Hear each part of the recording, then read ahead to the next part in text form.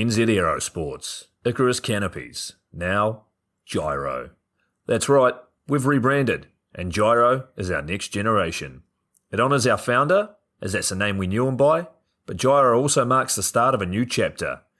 And not to be biased, but it's going to be fucking epic. Long story short, we're more us than ever, so if you're new to the sport, or even a Sky God Ninja Turtle, welcome. I think our valiant leader Lucy, Gyro's daughter, says it best. And we still got that fuck yeah attitude. Rebrand! Woo! Rebrand woo indeed, Lucy. Anyway, head over to gyro.com for more info and get amongst you legends.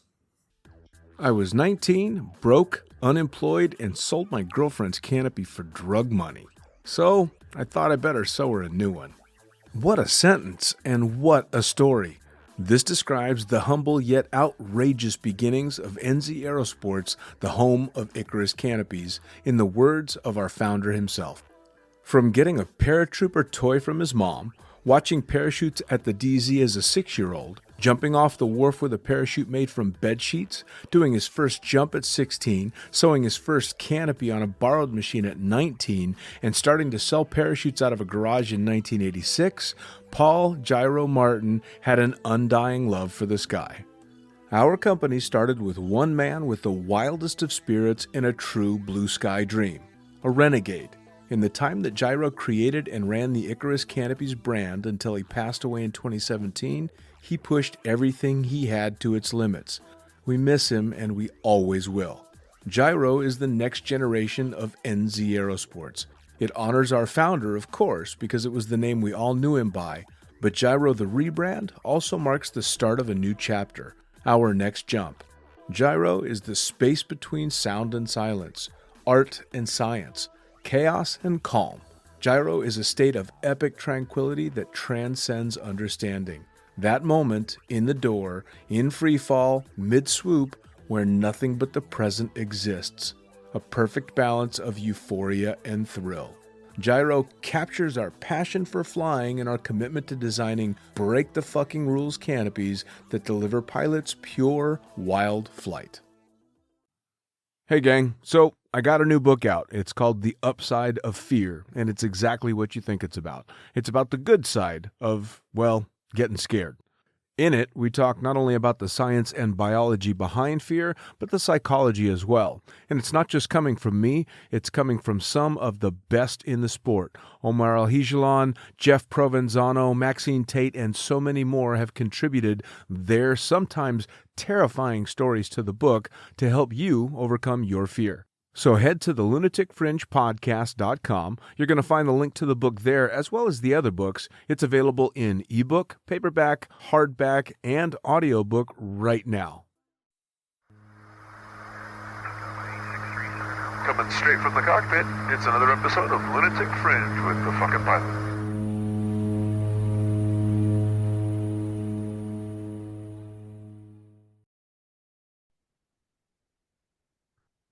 Ready, set, go! Back in the can for another edition of Lunatic Fringe Into the Void, a friendly face on the other end of this computer that I have not seen or talked to in a long time and gotten a fair amount of trouble with, really. I mean, a good trouble, but a lot of fun. So please fill everybody in. Who the fuck are you and what do you do? What's up, everybody? My name is Dan Blakeley. I'm retired from the sport pretty much these days, but I was a tandem instructor, AFF instructor, and shot lots and lots of video.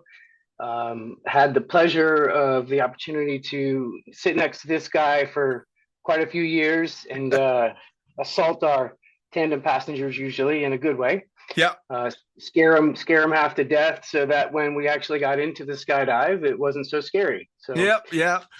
I'll tell you what, man. I've used actually one incident that we'll talk about that we got back and forth on the jokes that we used to do where I went way too far. And I've actually used it in reference many, many times, both on the podcast and in my writing. Like, yeah, this was the time I took shit too far.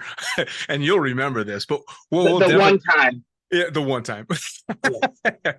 So before we get started into all that and in some of the silly shit that we did, how did you get started in not necessarily just skydiving, but in anything extreme? I always, so when I was about 15, I started doing tree work. I grew up a little bit hard. My dad was in the military, but I grew up a little bit hard. My dad was gone a lot. Came from a broken home, so me, my brother, and my sister kind of raised ourselves. And I found out early on that I need to pay my way. Like no one's doing this for me, even as a kid, you know. And I started doing tree work, and so heights never bothered me. I guess I trained my brain at an early age that heights never. I was always climbing trees as a little kid, and so I was never afraid of things that way. And I don't really talk about this side of my life a whole lot, but I experienced some things at a young age that pushed me into a dark place, and honestly, I'm ashamed of the reason I went to do a tandem, but I'm also very happy that the reasons that put me into that position allowed me to discover something that I really loved. But um, I was a suicidal kid, even though thank God, I was a coward when it came to actually, committing to that moment. And I was like, fuck it, I'm gonna go skydiving because if something bad happens, I really don't give a shit right now. Sure, sure. And like many of us, we have something. A lot of people come to skydiving from a divorce, a life change, a friend dies, and they realize that their life is very valuable, and they want to experience all they can. So I booked a tandem, and then I went out, and I think I remember in the middle of free fall screaming, "I own this fucking world. I'm living forever." Like it was a completely pivotal point of my life. It was I realized that the things that had happened to me as a child were out of my control. Or I should no longer be ashamed of those things. I should focus on what I can do with this time I have on this earth. And so quickly, of course, right after my tandem, I actually it was about 6 months later. I saved up a bunch of money and I went back and I scheduled my AFF ground school. And then Bobby Goldman was my he taught the course. And it was funny because there were like 4 or 5 of us in the course, and when it was a 2 night thing, we did a split 4 hours one night, 4 hours the next night. And he's going around asking everybody, when do you want to schedule your and back then level 1, not category A, of course. Right. When do you want to schedule level 1? And he was asking everybody, and I'm like, motherfucker, this guy hasn't asked me yet when I want to do mine. And he gets to me last, and he goes, I just want you to know, I didn't ask you because I know you're coming tomorrow. Because that's how eager I was, and that's how excited I was to get that ball rolling. So That's awesome. That's what put me in it.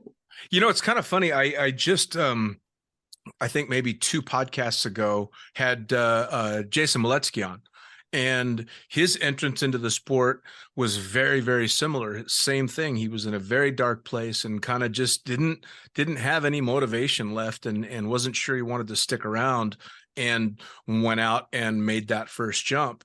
And he and I got into that conversation as well, that I wish I could gather up the friends that I've had outside of skydiving that have felt that way and taken them on a jump, because it can make an incredible difference.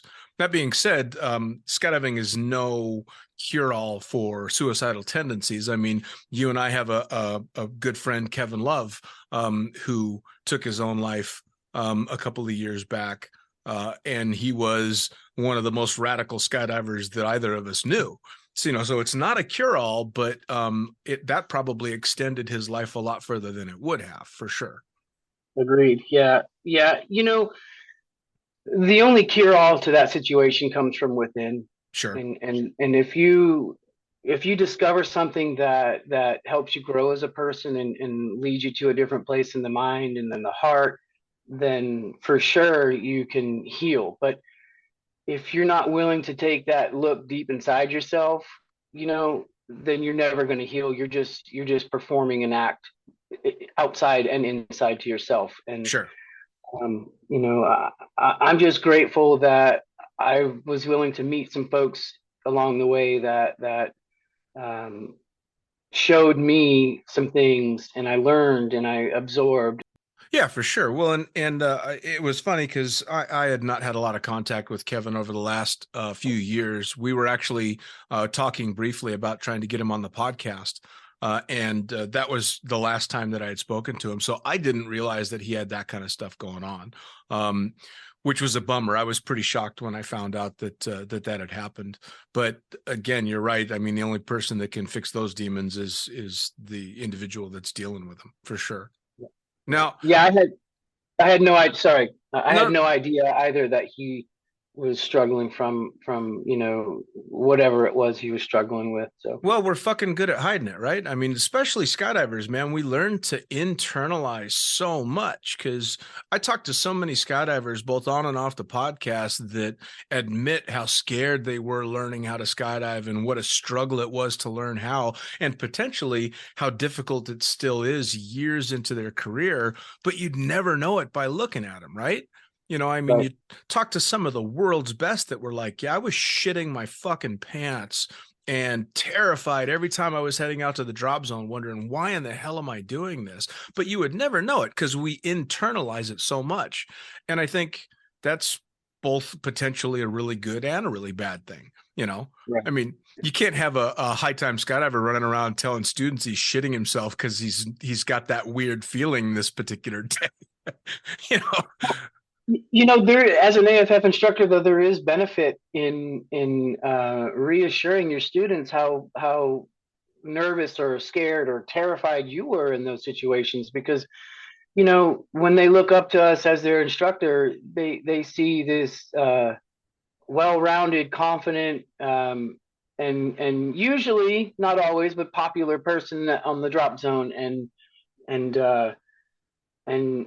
sometimes that makes them more nervous. But I think the responsibility of an AFF instructor is not to teach someone to skydive. It is, but it's to lower their levels of fear Sure. and comfort them and show them anything is possible. You just have to flip that switch in your mind and go to work when it's time, and it'll come naturally. Like, stop putting something between you and easy performance, because skydiving is not hard, let's face it. I mean, Oh yeah. honestly.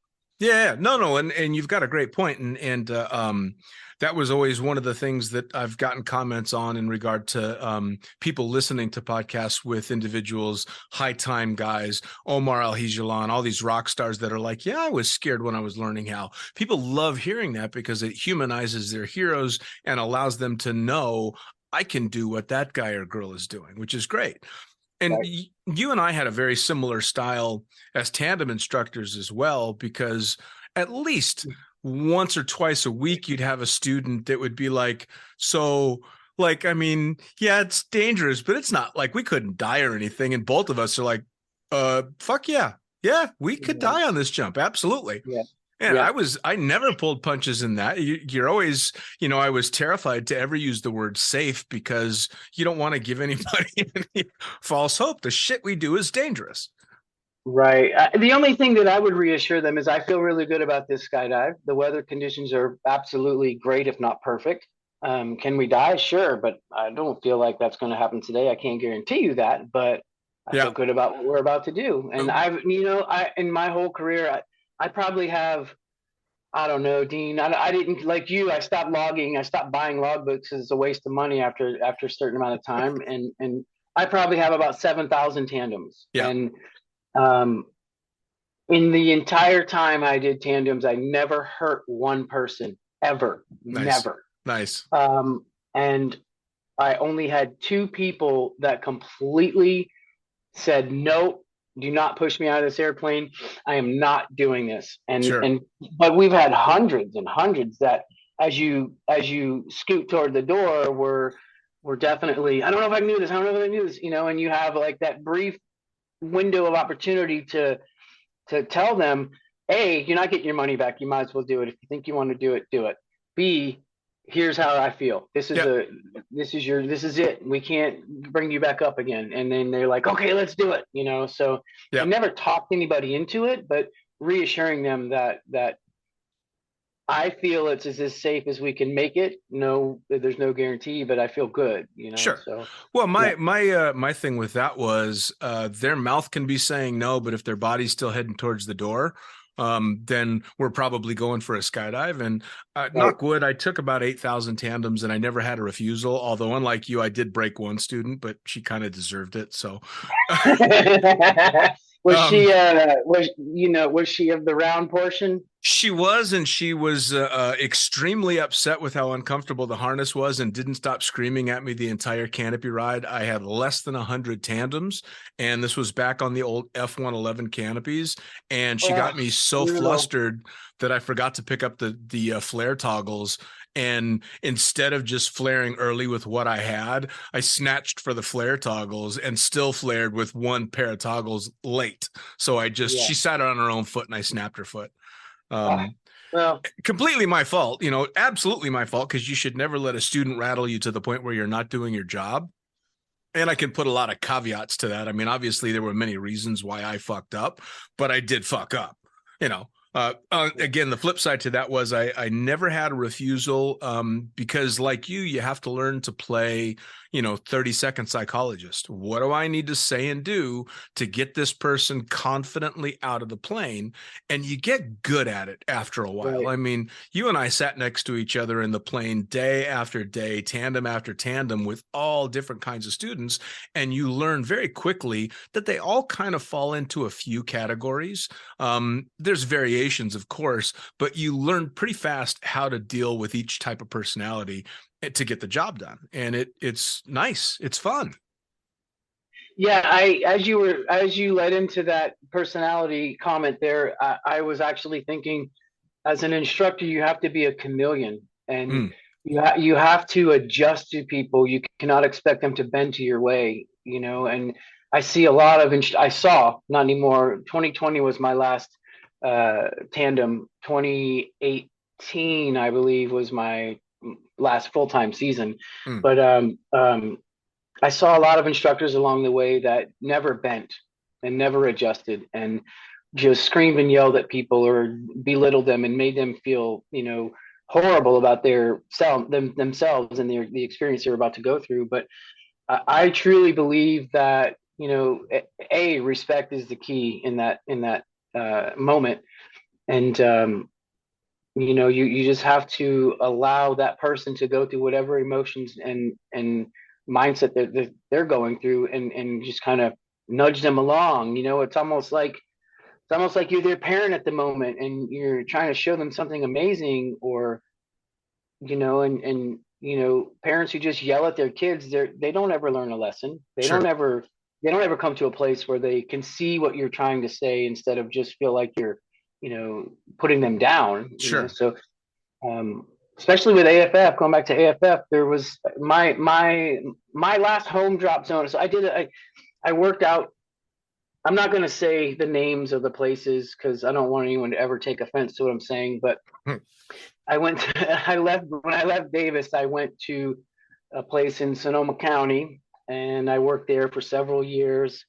And it was a small little Cessna drop zone, so it was like just 4 or 5 of us. And the owner of the drop zone was someone from Lodi, and the Lodi way. It's pretty much.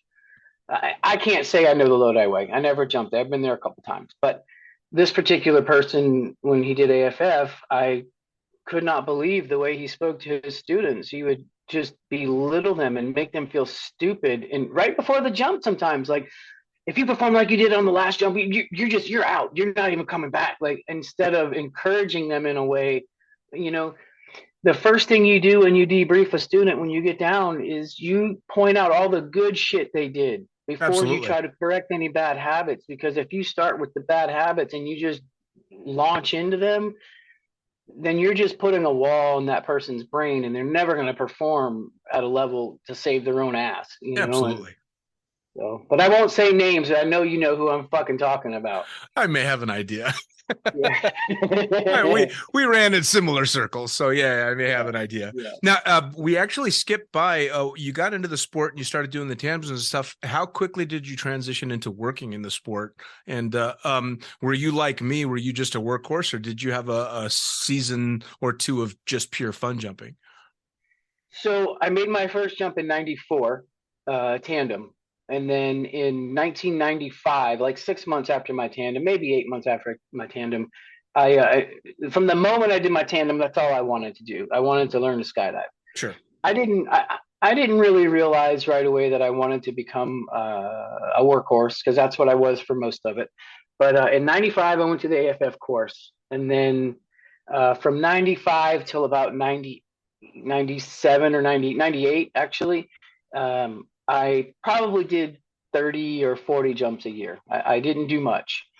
And then, although I wanted to, but it was expensive. I was a young kid. I was 20, 21 years old at the time, figuring life out. And I, uh, I had gone down to Gold Coast Skydivers in Mississippi, and I'm to visit my family, because all my family was in Mississippi. At this time, I was living in Rhode Island. And uh, in '98, I got an invitation to go to the Mardi Gras boogie there, which was a really cool event. And they were just a weekend drop zone. So I went down to the Mardi Gras boogie, but I went early. I went early, like about 2 or 3 weeks before the boogie, and I went out to the drop zone and I had just bought a camera. I had 101 jumps, or 100 jumps. And and those cameras at the time, I had an old Boreal ski helmet, and Yep. I had the big bulky digital 8 camera with the big tapes, not the mini DVs. And there I was sitting on the bench connecting the camera to the helmet. And I think at that point I had like 2 or 3 camera jumps, because I was jumping in Danielson, Woodstock in Connecticut. And I bought the camera and mounted it and tried it out a couple times there. And then I went to the boogie, or was early for the boogie. And this fella, Mike Igo, he's passed now, but Mike Igo was the person that pushed me into, and I knew I wanted to take that route, but he gave me an opportunity that you don't see these days. 101 jumps, 102 jumps, 2 jumps with the camera. I'm mounting it on the camera, the helmet. He comes walking around the corner. He said, "You shoot video?" And I'm like, "Not exactly, but I want to learn." And he said, "You wanna go jump with a tandem and shoot a tandem video?" And I said, "Well, um, I don't want to pay for a jump ticket to go jump with a tandem, but I appreciate it."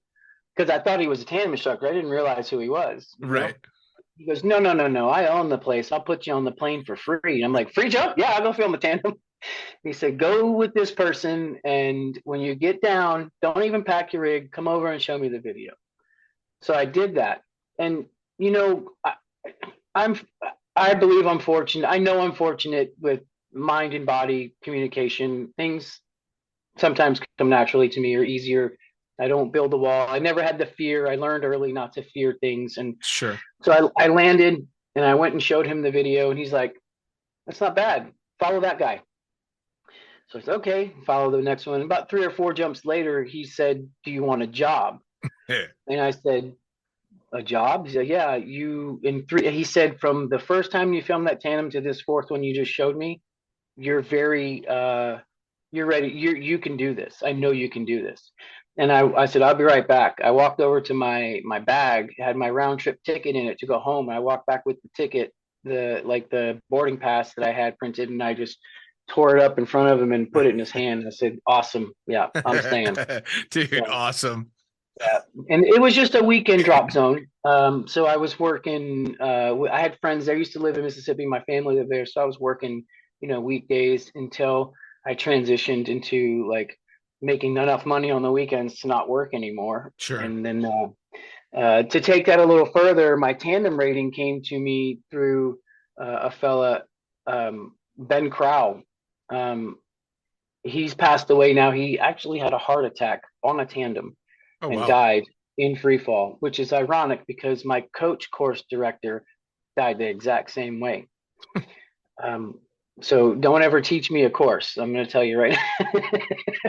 But there was a fella at the drop zone in Gold Coast that didn't really like me, and I had gotten my coach course rating. And actually, I wasn't interested at all in becoming an instructor. I was just shooting video. But Ben came up to me and he said he just got his tandem examiner rating, and he said, "Do you want to get your tandem rating?" And I'm like, I've never really thought about it. And he said, "You're fucking getting it. You know why you're fucking getting it? Because I was speaking with so and so at the campground last night, and I said that you would make a really good instructor, and he just trash talked the shit out of you. So we're gonna show him." So at the time, I was broke. I was just working weekends. Just the whole skyver. I'm eating can of beans. That's all I got for dinner. You know what I Yep. mean? And so I was like, well, I can't really afford the coach course. He's like, I'm paying for that for you. Go over here and see. I can't remember the coach course director's name, but it was in Alabama. So I went and did the coach course.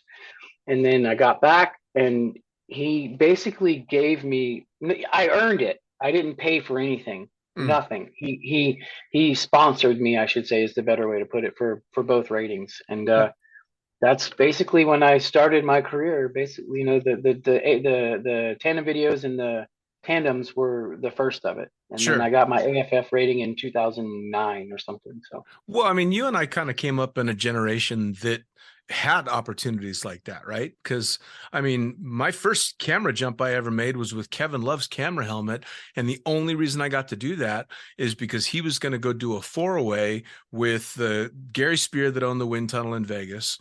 It was Gary, Juliana C., Lou Sanborn, and Kevin.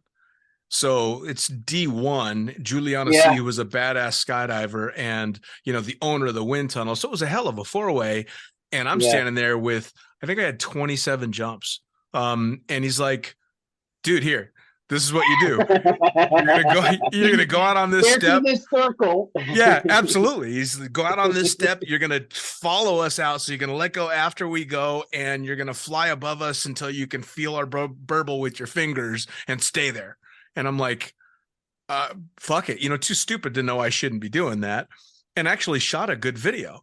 And cut to about the same time you started shooting tandem videos. I got my first shot shooting a tandem video with Outlaw Skydiving in Jean, Nevada. Because AJ Moeller, who owned that, just didn't give a fuck, man. I was a warm body with a camera, and he's like, yep, go to work. And that was it. That started my career. Unlike you, I didn't want to get my tandem rating at all. I got forced into it at the old Skydive Las Vegas because Michael Hawks told me, get your tandem rating or get the fuck out. And I was making a lot of money shooting video at the time. So I got it just to save my job and hated it for the first 100 jumps. And then through figuring out all the stuff that you and I know now, fell in love with doing tandems. It became my favorite way to jump. For sure, for a number of reasons. One, because of the interaction with students, but two, because of the interaction that I'd have with instructors like you, because you and I had a fucking blast working together doing tandems. I think they started separating us on the loads because we were probably having more fun than anybody. And, a lot of people want to have that fun and join in, but some people there's always those haters and jealous people out there. And Yep.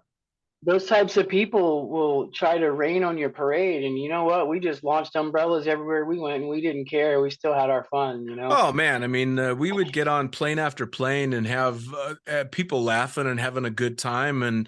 And with only a few notable exceptions, it was always pretty well received by the students. I mean, I think we had like 98% of our students had an amazing time, and maybe 2% we pushed a little too far. In fact, which is ironic because we accosted Buster the mannequin together.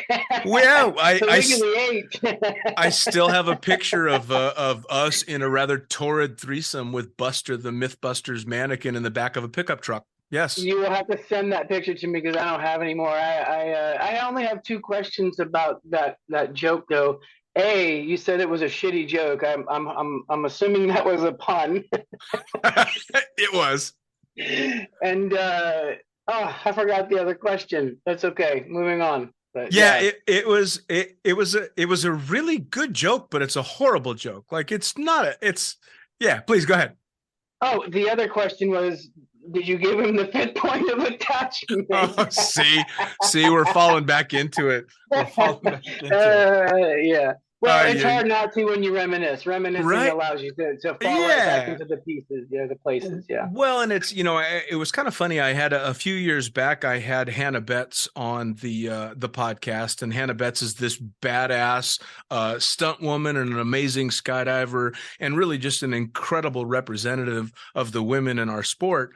And we got talking about the disparagement between men and women in the sport, and I had admitted that I hadn't seen a lot of that because I always had an opinion that women in the sport were generally a badass, but that also kind of made me blind to the real issues that are out there. And she had a great response, which was something along the lines of, well, you're learning. That's all we can expect is everybody's going to make mistakes and do and say stupid things that are guided by the times and the culture with which they're brought up.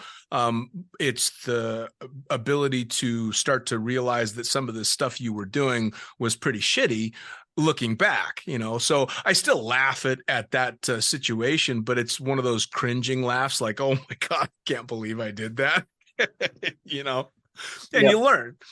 Yep. You could never get away with that kind of shit these days, nor should you be able to. If a tandem instructor pulled the kind of crap that you and I used to do on a very regular basis, they'd be fired in 5 seconds flat. Yeah. Well, that all goes back to growing as a person. I mean, sure. that's you can either choose to grow as a person or you can be forced to grow as a person, but we all grow as people somehow. And there's negative growth too. Like you can go the wrong direction in life. And fortunately, some of the lessons that probably both of us have learned has maybe opened our eyes to certain things or whatever. And it all comes down to respecting people. We never intended to disrespect anybody. No. One of the biggest reasons that I was a clown on the plane was because you have to drop the guard of the person that's about to jump, your tandem student, that is, for two reasons. They'll enjoy it more, and most importantly, if they drop their guard, they're less likely to fucking do something stupid and kill you. You know? Yeah. And I'm not going to lie. I did that a lot for myself so that I try to relax the folks. If you see somebody super scared, well, you don't really joke with them. You do it in a different way. You try to calm them and connect with them in a way that is comforting. Sure. If people are having fun, you go with it and you have fun. And sometimes we had a little more fun. Most of the time we had a little more fun. But, looking back at it in hindsight, I think you should have just a little bit less fun than the person that's connected to you so that you're not overriding their experience. But. Well, one of the things that I found that you and I having horseplay in the aircraft did is it flew through the time in the aircraft, which gave the students a lot less time to dwell on what was coming because they were too busy interacting with us. Most of the time, our jokes being a lot more respectful than that particular instance. But we also knew when it was time to get serious. So we would always joke back and forth, but you'd hit that 8,000 or 10,000 foot mark when we start getting geared up. And then both of us would lock into our student. All right, here's what's going on. Here we go. All right. And don't forget, it's only 11 o'clock. And in my book, everybody has lunch, all those little fun jokes that you let them know. Hey, in all seriousness, I've got 6,000 tandems. I've got a lot of experience doing this. I think this is going to be a great jump. You're going to have a blast. So you knew when to shift gears. Or if, like you're saying, you have that person that's really teetering on the edge, then the joking goes away. And it's literally either you keep your mouth shut and let them deal with what they're dealing with, or you're the comforting whisper in their ear saying, look, I've been doing this a long time. This is all good. Your cameraman right there is a badass. He's been doing this a long time, or she has been doing this a long time. And so you learn to gauge those students accordingly, of course. Right. Definitely. Yep. And,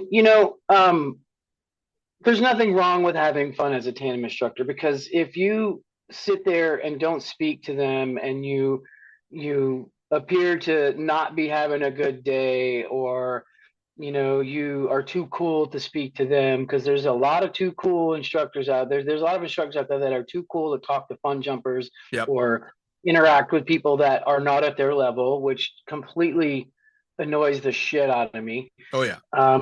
That's worse than maybe having a little more fun than they expected you to have, in my opinion. Sure. So No, I agree. Well, and it also makes them nervous too. If your instructor's having a bad day, what's next? this person doesn't like me. I'm attached to them. What are they going to do to me in free fall? Yeah, They're going for to let sure. me go, or and of course we always make those horrible tips, those horrible comments. No tip, no clip. Come on now. Oh yeah, yeah. But or don't let me be the last thing that runs through your mind. right. Well, and you learn to gauge those with the students that you've got too, because there's the ones that are going to find that funny and think, well, there's no way this guy's going to be joking around about dying if he really thinks we're going to die. And then there's the ones where you don't want to say boo too loud or they're out the door. Right. Or the classic female that has her claws embedded in your legs for 15 or 20 minutes on the plane ride the whole time, and you have to go home and explain that to your significant other. Sure. Yeah. Well, and then there were, it's kind of funny too, because you have so many random things that'll happen on a drop zone. For you and I, we would have Jim Matthews would come stumbling into the gear room on crutches, or this cast, or this is wrapped up, or this is bandaged, and you have to look at him and go, yeah, that's one of our instructors. I think if you're on the IR list, the injured reserve list, you should stay the fuck home. Right. Right. No, I'm just kidding. The reality of gravity, it wins every time, regardless if it's a soft touchdown or a hard one. It does. And everybody knows this. So the technology in the sport, even when I got into it in 94, 95 is, I guess, when I should say I really got into it. But even since the early 90s, the technology in the sport has been amazing and just does nothing but progress. And, yep. I'm not going to say it's foolproof, but God, I'm glad I didn't learn in the 60s and 70s or whenever it was that it was, breaking people left and right, Oh yeah. No, I completely agree. Hey, speaking of broken people on Skydance, were you there for the guy that jumped off the top of the hangar? I was not there, but I heard all about it. Yeah, he was. What was he saying? I can fly, and then he broke both ankles. He's the one that after he graduated AFF said he never wanted to cut away and use his reserve because it was too expensive to repack. So he decided he would just track to the power lines, take his belt off, and rope the power lines and stop that way. And somebody asked him, "Well, how are you going to get down from the power lines? They're 40 feet up." And his response was, "Well, I'll just PLF." Now, this is when he was drunk, around the bonfire on a Saturday night. And next thing you know, he's yelling at us from the top of the hangar, screaming, "See, watch this." And of course, he jumps off and just drills himself in the gravel next to the door. And I think he walked like 6 months later because he broke everything below the waist. Golf clubs or a bowling ball. Yeah, go to another sport. That reminds me of a really good person. I don't know I think this is before you came to Davis, but there was this kid named Chase he was from Tahoe. He and another buddy of his would come out and they were learning AFF, and they progressed and got their A license and maybe like 50 jumps or something. And even in AFF, if you had a cutaway, you had to pay for the fucking reserve pack, which is stupid. And so this fella named Chase, he, it took all he had to come out and make 4 or 5 jumps over a weekend, once or twice a month, and and before I go further, but that type of activity of a DZO, it turns good people away from the sport. It turns people away from the sport. And unfortunately, sometimes those are really good additions to the drop zone. And when you do that, you're weakening your ability to invite good folks and make a good family. But Chase had a cutaway in AFF and responded very well. And then when he was learning to jump, I think he was going for his A license, and he was paying a packer all this time. And then a Skydance packer, mind you. And then he had another malfunction and cutaway, and he's like, "Man, fuck this shit. Every time I fucking make a jump, it costs me $65 extra to do a reserve pack. What is it? I didn't even pack the rig. Why am I responsible for this?" So guess what? he had a fucking line over, and what did he do? He landed. He didn't cut away because he didn't want to pay for the pack job. Yeah. And that, that was stupid. Find a way to pay for the pack job. But more importantly, what are you putting in these people's minds as a new jumper before they decide whether or not to pull that red handle, and save their ass? Because he could have died or broken both of his legs. Fortunately, he was on like a 280 and he landed with a slow spin. And and if it was a 220 or something smaller, it probably wouldn't have been okay. He just kind of dusted off and walked away, fortunately. But so. Well, and as I say, never blame the packer for what you get. I'm remembering, and you might remember this, when I was doing tandems, I had a rash of cutaways. And it was when they had hired the two kids to come out and pack, the two college kids that weren't jumpers. I don't think that either of them had ever made a skydive, and they got hired as packers. They taught them how to pack tandems and put them on the mat. And they were shitty packers. They just weren't any good. And this kid kept packing me just neck breakers and a couple of cutaways. And on one of my last ones, he packed me just one of the hardest openings I had ever had with something that I had to chop. I chopped the thing and I go back into the hangar just fuming mad. And I throw the rig down and I pick up the canopy and I ball up the canopy and throw it down on the ground and look at him. And I said, put that shit in the fucking container just like it is. And it's going to be better than the shit you've been packing me. Yeah. And then I told him, you know something, fuck this. You're going on a jump, because he had never made a jump. And so I made him do a tandem with me on one of his pack jobs. Best fucking opening I'd ever had. I was so mad. Nathan? Yes. Nathan? Man, I was so tempted to cut that good canopy away just to prove a point, but I'm looking at it was such a beautiful opening. I'm like, you motherfucker. I can't. As you speak about cutaways, you told me a story one time, and I too went through a slew of cutaways with those kids. I had 2 in 1 fucking day, or maybe no, 2 in 1 week. I'm sorry, 2 in 1 week, and I have an A license in cutaways in reserve rides because of them. And but you had told me a story one time. You're like, you told this guy, look up, I don't like the color red, and you chopped. And so every time I had a cutaway forever after that, like I was trying to remember to do this, but you go through normal procedure and you're not worried about making a joke at that point, right? Right. But when those boys were packing, I had so many in a row that I'm like, it just became second nature to fucking reach for that cutaway handle and release and pull the reserve. And so finally I was going for it. I'm like, oh wait, look up, dude. Look up. He wouldn't look up. And I finally screamed, look up. And I said, I don't like that color parachute and cutaway. And this dude, he was one of those macho, and it couldn't have been a better student. He was one of our tandem pastor. He was one of those macho guys that I'm not afraid. And he just yelled with terror for and I'm like, look up, we got a functioning parachute, it's okay. He's like, you really didn't like the color? I'm like, no dude, we got a problem. I wouldn't do that. Like, that's silly, so. But I tried so many. I think I went through about 5 cutaways before I actually remembered to do it. Yeah. We had some interesting stuff out there. I mean, well, you and I actually got to do and this is still a sore point for me. We got to do Mythbusters together, which was super cool. We were know what you're gonna say. I know what you're gonna say. Of course you do. Dan, I get an interview and this and that, and tandem buddy. Goddamn motherfuckers. And the setup was Mythbusters is going to come out to Skydance, and they're trying to break the point break myths. So it's, can you talk in free fall? Can you have a 90-second skydive from 4,500 feet? And can you catch somebody if you leave 15 seconds after?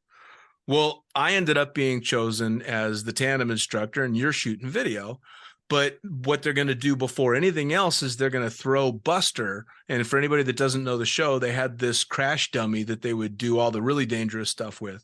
So they brought this crash dummy out to see if you could have a 90-second free fall from 4,500 feet, which of course everybody knows you can't, but they're trying to prove a point. So we chucked Buster out of the plane at 4,500 feet over the landing area with no parachute and just let him go in.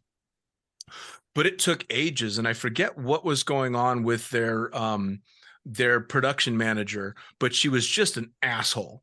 And I forget what she was telling everybody to do, and I think I told her to go fuck herself. I'm like, you know something, go fuck yourself. We're not doing this bullshit. Well, then cut to, we did the jump with you and I where you were the one trying to talk to Grant Imahara in freefall to see if he could hear the words. And of course he couldn't. And then Nicholas Anderson jumped in and did the catch up after 15 seconds. And I took both tandems. And then the fucking show comes out and everybody's together watching the show. You got the full interview. Your name's there, Dan, this and that. And they just labeled my ass as tandem fucking buddy because I told that producer to go fuck herself. Those were some good times, but back to the owner of Skydance. He is so stubborn about spotting. If he was ever flying, don't tell me how to spot. Remember that? Don't tell me how to spot. We are all standing there, and it took 2 takes for Buster. Remember? Yep. They did a low pass and flew him over the landing area just to get the landing shot because the owner fucked up the spot and almost put Buster through a house. We're all just standing. Well, it was not as close as we thought because he came in behind the house and we were on one side. And right, you're not allowed to talk while they're filming. And we're all just standing there on the side going, oh my God, oh my God, oh my God, oh my God, oh my God. Get a chase truck and go see if that hit that fucking house.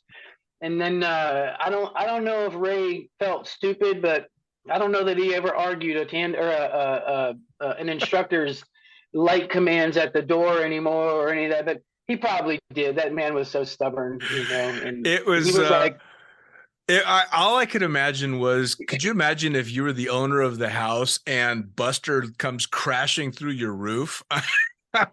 Because a bunch of those bubblegum looking beads everywhere. Yeah. How did we end up doing the picture of, because we fully buggered Buster in the back of a pickup truck because we had to go collect his dead body off the landing area, and we ended up taking pictures of us taking turns pulling a train on Buster. When they launched him into the landing area from that like 800-foot low pass, we just went and picked him up and threw him in the truck, and we were going back to the hangar, and I'm like, get that side, let's get this boy.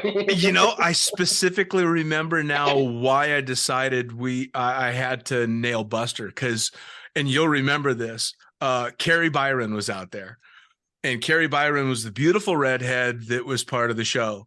And when we finished when we finished the entire day, we were all out at the bar, and Carrie and I were flirting, and Ray got mad, and he sent me in the PAC 750 he made me take the plane to the shop that night to get me away from Carrie. And he and I have even talked about this since, because he thinks it's hilarious that he did this. And so you and I had it at Buster because I'm like, well, at least I got to say I have carnal knowledge of one of the Mythbusters. Yeah, so silliness, man. Ray. Again, we spoke about this before we started this podcast, but I do my best not to trash talk people these days. But truth be told, Ray was definitely hypocritical in a lot of situations. Like, don't flirt with students, don't flirt with this and that. You can't date a student until they have an A license. If I may be incorrect, but I think, didn't he marry someone he taught to skydive? Oh, dude, you should remember this from the Christmas party. So it was, you actually may have been in the staff meeting, which was my first staff meeting. So we're all in the training room and Ray's running over all the rules. And I think it was rule number 5 was don't date students. And I'm the brand new guy, but I'm such a fucking smartass that I hold up my hand and he's like, what? Does fucking them, is that considered dating? And he's like, Jesus Christ, who the fuck did I just hire? Cut to the Christmas party that same year, and Ray's given a speech. It was either Ray or Neil was given a speech and asked everybody who'd broken rule number 5 to hold up their hands. And the entire fucking party held up their hands because half of the couples that were there met on the drop zone. I mean, Well, It's just, where else when you're there 5 to 7 days a week? It's your entire life. yeah. It's not just your job. It's your lifestyle, and it's everything you have. And I mean, Yeah. you go grocery shopping sometimes, but like, come on, you meet everybody you meet is at the drop zone. Oh yeah, for sure. You know, Yeah. and it's kind of funny. Ray's actually been on the podcast, and Ray and I have kept in touch over the years. And I tell the story about when I got hired with Ray. He actually had an interview with me, and I had been working for Michael Hawks in Vegas for a number of years. And so he's looking at my little bullshit CV, and he's like, "Oh, you worked at Skydive Las Vegas?" And I'm like, "Yeah, I was there for 2 years." He's, "Oh, then you know how to work for tough guys, hard asses." And so in my mind, I'm like, roll the dice, because this is the guy that's either going to love you or hate you. And my response to the question was, Ray, if you are twice the asshole everybody says you are, you're still only half the asshole Michael Hawks was. And he looked at me, and you could tell he's like, do I fucking hate this guy or do I love him? And he laughed, shook my hand, and said, welcome to the team. Nice. Sitting in the seat that I'm sitting in now, and the experiences that I've had over life, I respect Ray a lot for having me on the team for as many years as I was there, and I completely understand. Your business is your baby, and if Yeah. you don't protect your baby, then you're just reckless, and you don't give a crap. You don't give a shit about what you're doing. So, did I like everything? Did I like sitting in his office every time I was there? No. And I'm sure we both knew his office very well and Neil's office very well. Oh yeah. But if Ray Farrell ever hears this, which probably not, and if he does, then He will. I just want to tell him thank you for all the opportunities. I respect him. I respect everything. His decisions are his decisions. It is his business, and I don't skydive anymore. I run a little business, and I work by myself because I don't want to have to deal with someone saying something or doing something to one of my clients that I'm going to have to explain. And at Sure. the end of the day, I respect every decision he made, whether I agree with it or not. Oh yeah. It's kind of funny because obviously when we were working there, first off, skydivers, at least our generation of skydiver, we're a bunch of fucking children. I mean, we were literally the most responsible people on the planet, which is bizarre because you're responsible for other people's lives, but you can barely tie your own fucking shoes. Because we did some stupid fun shit, and it was a lot of fun. But and Ray knows this. I love Ray to death, but working for him was tough. I mean, he was a hard ass. That being said, he was a hard ass because he had to work with people like us. Yeah. So it's the fucking snake eating its own tail, right? It's just which one causes what. Are DZOs crazy because they got to work with skydivers, or are skydivers wild and out of control because they got to deal with DZOs? Yeah. Well, someone's got to throw a roadblock up for Sure. for certain things, and if there are no if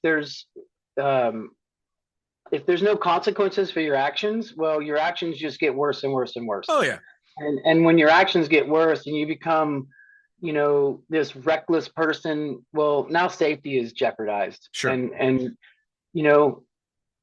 I have one regret with doing tandems, and fortunately the person did not get hurt, but I got into this pattern where I'm doing 45-degree toggle whips in, now I'm doing 90-degree toggle whips in, now I'm doing 180-degree toggle whips in with my tandems, and I would always see Ray stand there and watch. And when I surfed him and swooped him out and skimmed the pea gravel and high five them, and the dust cleared, I'd see Ray standing there, and he would turn around and walk away. Never said anything. Well, one day my approach to the peas got lower and lower and lower, and I did a 180 whip, and we thumped in so fucking hard in the peas. I just can't believe the person didn't get hurt, and I regret that. I was completely embarrassed and humiliated because, I'm not one to toot my own horn, but I could fly a parachute well, and I still can. And I feel like my landings, my high performance landings were pretty good. And, Sure. And, but you're not invincible, and you can make mistakes at no matter what the level you're at, you can make a mistake. Oh yeah. And it's from that. And then, one of the instructors who like to go and tell on everybody. He went straight. I saw him run. I thought he was running because we needed medical assistance, but he wasn't. He was running to go tell Neil what had just happened. And then I gather the canopy and I see Neil standing there. He does the Neil welcome thing where come to my office. Yep. And he's like, no more. I'm like, understood. Yep. I'm not going to argue that one bit. I fucked up, and we're lucky that we didn't break 4 legs on that jump. So, sure. If we didn't have 18 inches of pea gravel and I didn't hit the pea gravel, it would have been a whole different story. Oh yeah. Well, there were a few circumstances like that, and I'll tell you the one that kind of flipped my opinion of Ray a lot was when I started flying for him, because he put me in the PAC 750 right when I hit 1,000 hours. First off, he was the first one to hire me as a jump pilot in the little 172 that he flew. And then as soon as I hit 1,000 hours, he put me in the PAC 750. And as you know, the PAC 750 is a fun plane, certainly to fly. And there were many, many times that you were just off of my left wing as you're rolling out on a tandem and I'm diving like a bat out of hell. Oh, yeah. And I'll never forget. You remember Amy, the fun jumper that used to work for the FAA? Yeah. So she had shot a bunch of pictures and she made a CD for me and labeled the CD Dean's Badass Flying Skills and left it on the pilot desk. Well, of course, who goes in and finds that CD but Ray? Yeah. I have no idea that there is even a CD, and I get called into Ray's office and I'm like, well, the plane's done. The paperwork was right. I don't know what I could have done. And of course, this is when I'd gotten very comfortable in flying the PAC. And he puts the CD. I don't see the CD, puts it in the computer, turns the computer screen and shows a series of pictures of me in perhaps a slightly aggressive descent after a tandem. And he's like, you got the pictures, right? And I'm like, yeah. And his response was, you don't need to do that again then, do you? And I went, no. And he went, have a nice day, and just let me go out of the office. And that's when I'm like, okay, he gets it. He understands. He knew this was coming. He's now caught me red-handed, and instead of being pissed off and screaming and yelling, he just kind of took a deep breath and went, all right, he knows. And it was great. And Neil did the same thing. Neil was really, really good about chastising people and getting us to stop doing stupid shit without resorting to screaming and yelling and all that. And in that way, those were 2 great guys to work with. Ray would scream and yell at the stupid stuff. But when it came to something serious, he'd take a deep breath and go, all right, I need to handle this, which was great. Yeah. I think the difference between Ray and Neil, and 2 things there. I think the difference between Ray and his pilot relations and Ray and his instructor relations was, it's a lot harder to fucking replace your pilot in a pinch. Right. So he would, from the outside view anyway, I think his relationship with the pilot was probably a lot more respectable, because you're flying his $1 million aircraft or $1.5 million aircraft or whatever it is, right?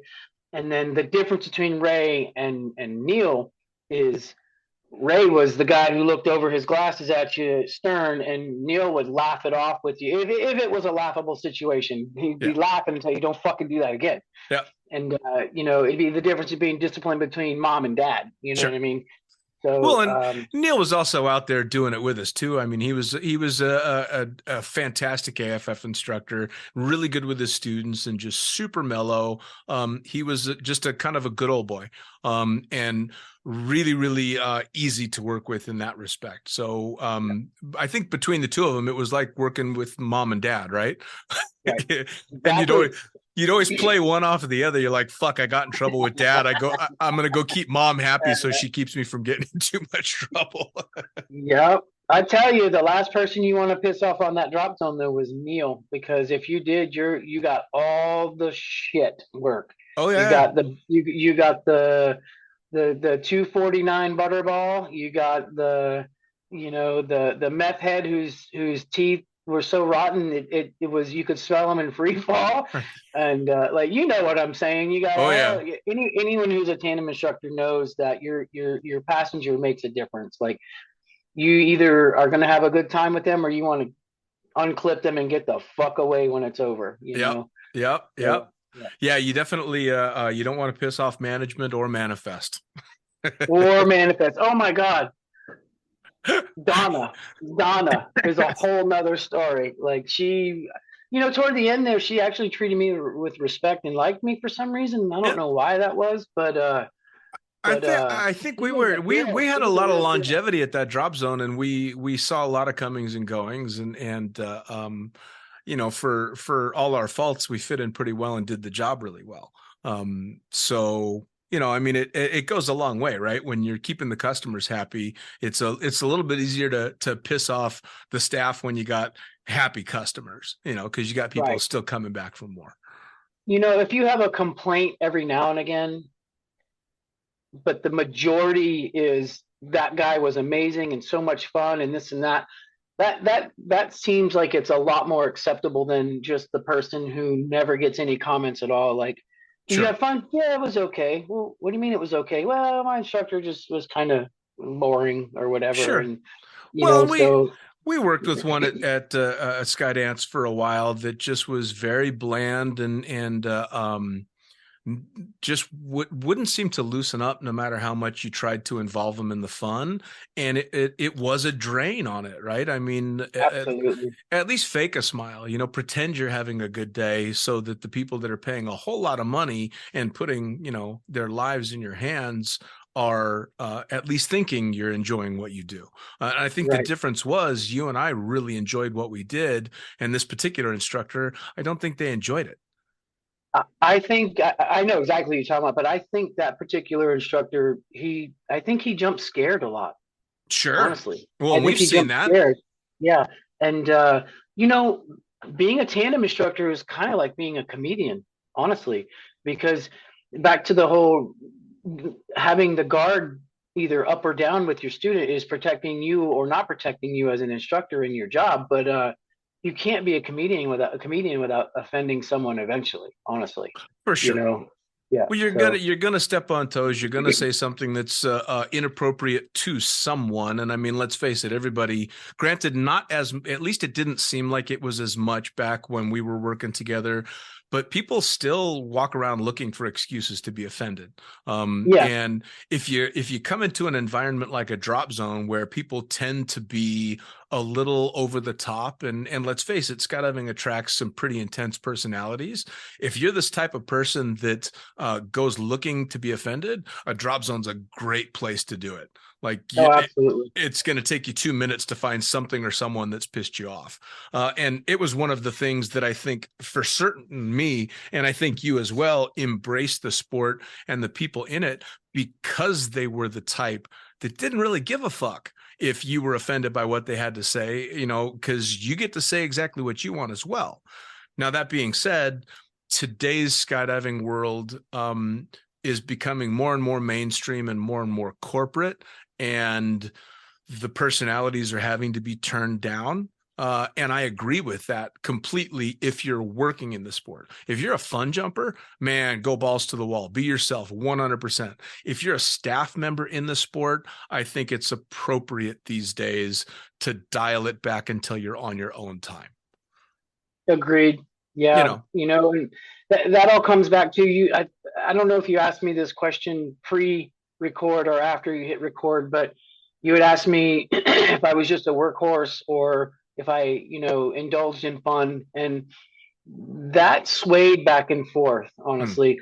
When I was at Skydance, I was in a particular situation where I was a homeowner and I got in at peak market and my mortgage was $2,700 a month. And this was back in 2005, 6, 7, and 8, and 9, where that's a pretty high mortgage at that point, oh yeah, and um, and so I really didn't do much fun jumping at all. Like the plane was tied down, I was in my truck going home, yeah, and I didn't spend money back at the drop zone. Not by choice, but almost like I can't spend any of this money. If I want to skydive for a living, I have to pinch pennies, and I have to, and that's one of the sad things about the sport. Isn't I think it's changed a little bit. Um, $25 a jump to go and I'm not going to say risk your life, because we didn't look at it as a risk, Sure. but it is risking your life for $25 a jump. So, you know, it's $25 an hour. Basically, you're going to do maybe 2 jumps every hour and 20 minutes, every hour and 40 minutes, or whatever. By the time you gear up, get on the plane, take the plane ride, jump, land, run in, gear up again, get back on the plane, you're probably making $25 to $35 an hour. Sure. And it's just one of those situations where I regret not being able to fun jump more. And sometimes I did, but my last full-time season that I worked and lived at the drop zone in Skydiving, New England, in Maine, Lebanon, Maine, which is an amazing place, good community. Everyone lived in the campgrounds. Most everyone lived in the campgrounds. And man, I had no bills hardly. I just paid lot rent, and I had my truck note and my insurance and my cell phone and just minimal things. And man, I was swooping that pond every chance I got. I was fun jumping, doing free fly jumps with friends, because there was a plethora of amazing, talented people. And that's the one regret I have, is not being able to sponge up all that knowledge and information and talent that was around me all the time. So. Sure. I'm lucky that the last few years that I was flying in Dubai, I had the opportunity to do a lot more fun jumping than I'd done in previous years, because I had stopped fun jumping for quite some time. But I was very lucky in that I had so many years working, especially with guys like you, that I had so much fucking fun doing what I did, that when people asked me if I fun jumped, my response very sincerely was, what the fuck do you think I'm doing? Like, yeah, I'm taking a tandem, but I'm having a blast doing what I'm doing, and I'm getting paid for it. So, Right. And not to mention, at the end of a 6 or 8 or 10 jump day, I'm fried. Tandems or AFF is exhausting. So the idea of sticking around to get on the sunset load was just not even a thought. And then when I'm cracking a beer. Absolutely. Well, and then when I Yeah. started flying, I was flying the airplane. So that was it. I never got to jump because I was the chief and only pilot. There was nobody. But again, I had no regrets, because all of those tandems, all of those fun times, and God, load after load of side splitting fun with the instructors and students was my fun jumping. And I was never going to be the best swooper. I was never going to be the best free flyer. But I considered myself a damn good tandem instructor and really enjoyed my time. And it was, again, specifically because I got to jump with guys like you.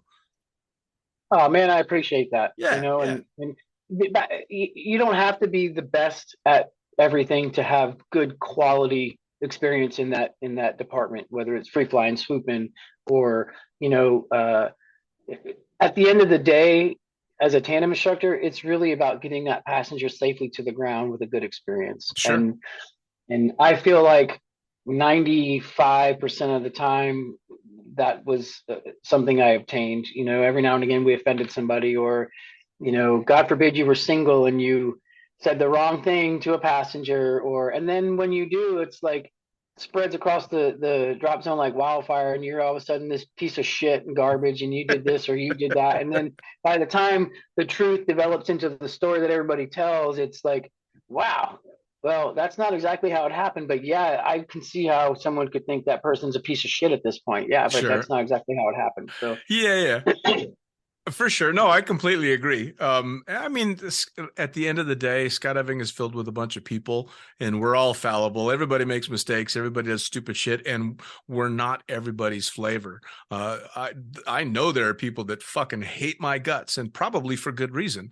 And I know there are people that really like me. I'm not everybody's flavor, nor what I want to be, right? And there's people out there that I don't particularly care for. The difference is, and I think you're the same way, I don't have to like you to work with you, and I don't have to like you to show you respect. And I'd like to think that overall in my career, even with the jumpers and or staff and pilots that I didn't like, I at least showed them respect. And if I didn't, I'm certainly trying to make up for that as that I get older in the sport, and be better at making sure that even if I don't care for you, I'm going to, give you the respect that you deserve. Agreed. Yeah, and that comes back to personal growth. Whether Sure. whether you're a skydiver or, you know, in the corporate world, or no matter what you do in life, it's you know, there's a game you play in life, and it doesn't mean you're a fake person, but the sooner you learn how to interact with people and you know, kind of give them what they want or what they expect, or to go against, if you can either go against the grain in situations, or you can go with the grain in situations. And the quicker you learn to go with the grain in situations, the more successful you'll be at that path that you're walking, you Oh, for know. sure. And that doesn't mean you don't stand up for yourself when it's appropriate. That doesn't mean you become a fake person and you just tell people what they want to hear, you know. It's not literal when I say, you know, you give people what they want, but when you're performing a service or a job or whatever, it has to be, they're paying you money, you have to perform at their standards. You have Sure. to, you know, communicate at their standards, and you know, you can't change who you are as a person, but you definitely, you know, respect is the only way to you know, walk that path in a way Sure. that doesn't go against the grain. Yeah. Well, at the end of the day, it's their game, it's their rules, and you either play by their rules or you find another game. It's Right. just that simple, Right. which is good. Right. Now, as we Yeah. wrap things up, I want, especially because you've kind of retired from the sport, what advice do you have to people that have been jumping for a long time? They're like you, and they're starting to wonder, is it time for me to get out of the sport? What was it that made you decide to, obviously you haven't broken ties. I'm a firm believer that once a skydiver, you're a skydiver for life, even if you're not jumping. But what made you step back from the sport, and what advice do you have to anyone that might be thinking about following in your footsteps? Um, a big part of me stopping skydiving was two things really. Um, I'm getting older, you know, I can't do this forever, obviously. I have other talents in life that I can build off of. And COVID was a big part of me quitting skydiving. Mm, Not because I was afraid of COVID, but because we all got shut down sure. and there was no way to make money. So I had to rely on my other talents. I'm a carpenter. I do construction. Like I'm pretty good with tools, and I can build things. And so I started a little business. And when it came time to go back to skydiving, I'm like, well, you know, I made 100 grand this year doing this, and I make my own schedule, and I go to work when I want to, and you know, I pick and choose my clients, and you know, I don't know that I want to go back to skydiving, and why would I give up what I've created, you Sure. know? So that was part of it, and part of me was sad to make that decision for sure, because once a skydiver, always a skydiver. That's definitely true.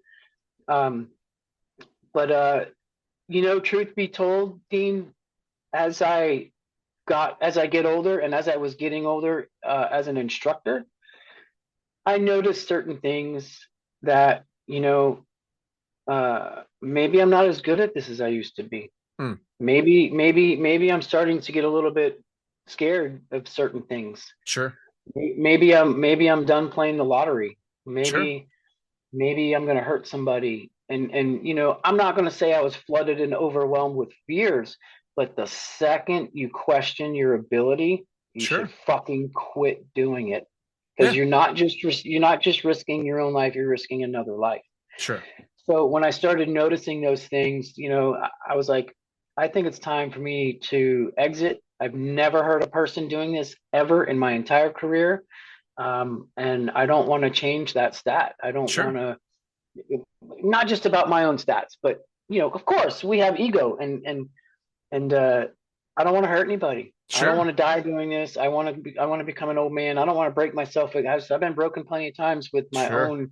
my own activities in the sport, you know, swooping or whatever, learned the hard way back when we didn't have swoop coaches. And so, but if I could give some advice to someone who's looking to take a career, make a career in skydiving, it'd be a few pieces of advice. It would be, set goals for yourself, put some timelines up there, um, know how to play the game and don't go against the grain. Mm, Um, know when to exit, at least as an instructor, sure. because it's not about you really. I mean, yeah, we had all that fun, but in the back of our minds, we all know this jump's not about us. We're just trying to give this person an experience that they'll never forget, in a valuable way.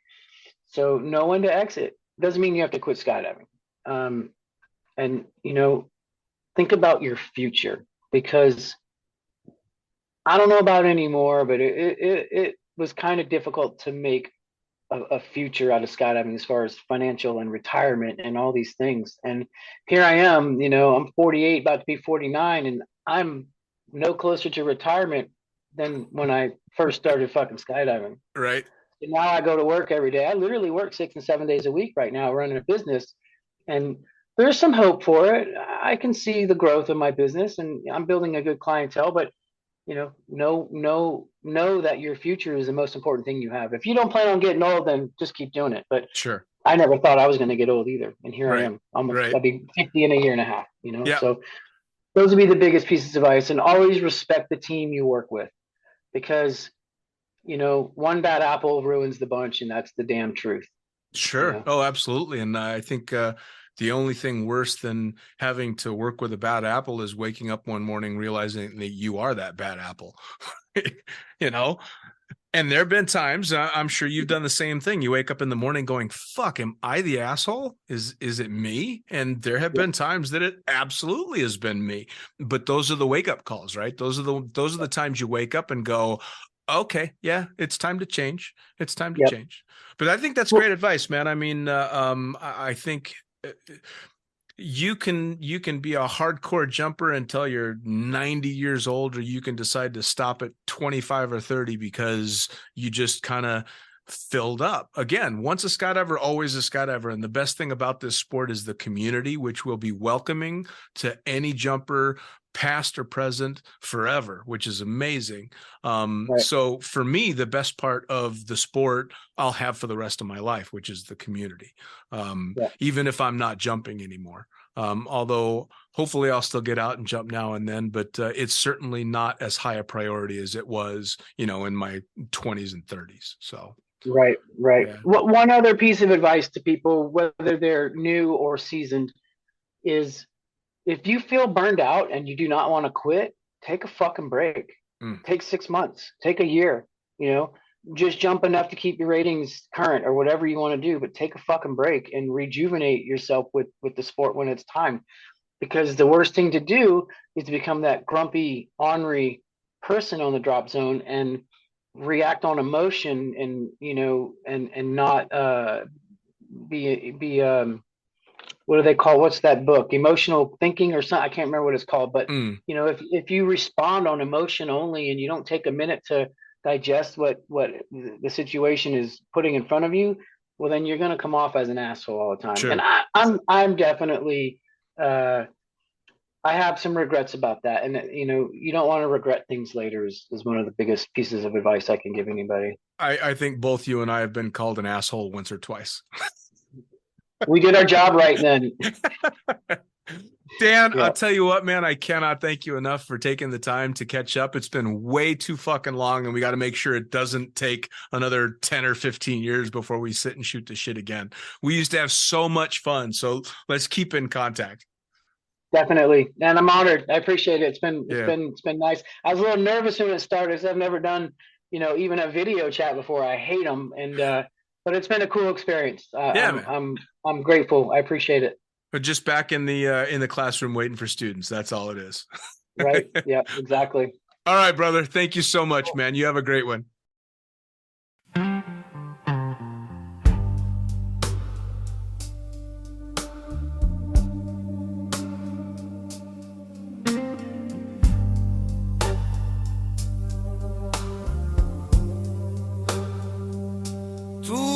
La danza, non sei la danzatrice, tu sei la canzone, non colui che canta.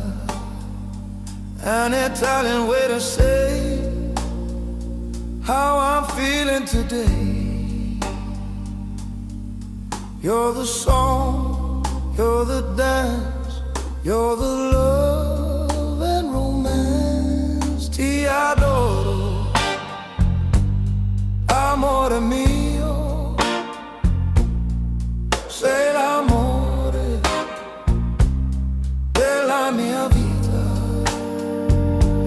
Italian way to say how I'm feeling today. You're my star up above. You're the one that I love.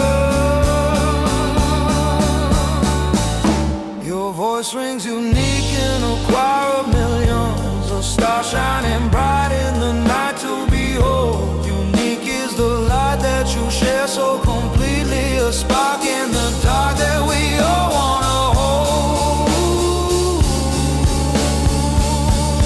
Tu sei la danza, non sei la danzatrice, tu sei la canzone, non colui che canta. An Italian way to say how I'm feeling today. You're the song, you're the dance, you're the love and romance. Ti adoro, amore mio, sei l'amore della mia vita. An Italian way to say how I'm feeling today. You're my star up above. You're the one that I love.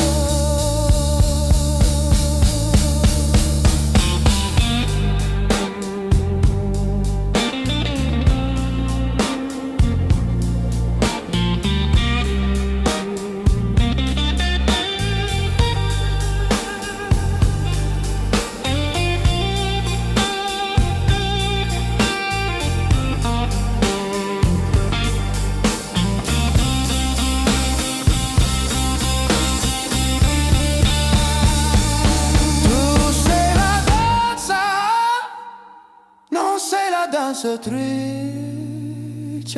tu sei la canzone, non colui che canta.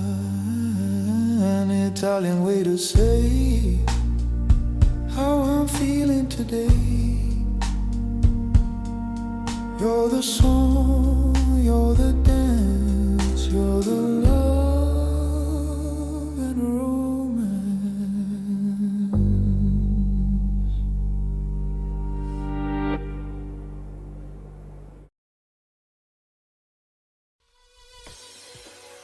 Well, there you have it. Another episode of the Lunatic Fringe podcast, brought to you as always by, well, wait, not as always, actually. Brought to you now by Gyro.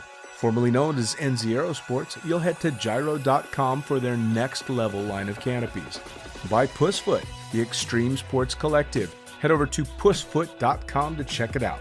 By Summit Parachute Systems, check out summitparachutesystems.com to talk to Jarrett Martin and the gang about kick-ass pilot rigs, rigging courses, and more. By Flyaway Indoor Skydiving, go to flyawaytn.com and check out all the cutting-edge stuff to come.